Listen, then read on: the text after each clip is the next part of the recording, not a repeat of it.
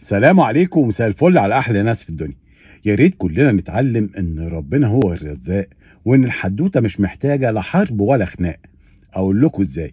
كنت ماشي في السكه ولقيت نفسي اول ما ركنت لقيت المشهد اللي انتوا هتشوفوه ده. بصوا يا جماعه، انا لقيت ايه؟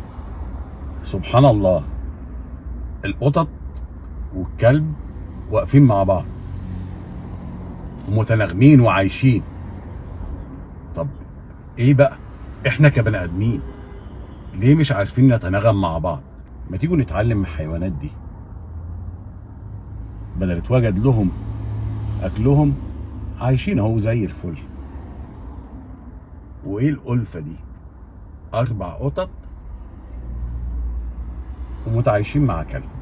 شفتوا يا جماعة، القطط والكلاب حتى عارفين يتناغموا ويتعايشوا مع بعض، لان هم ضمنوا ان رزقهم موجود، لان واضح ان حد حط لهم الطبق اللي فيه الاكل اللي بقى فاضي، وبعد ما اكلوا قعدوا وعايشوا مع بعض عادي.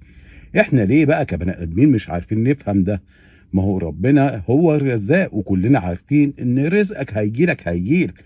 حاشا لله، عمره ما هيروح لحد تاني.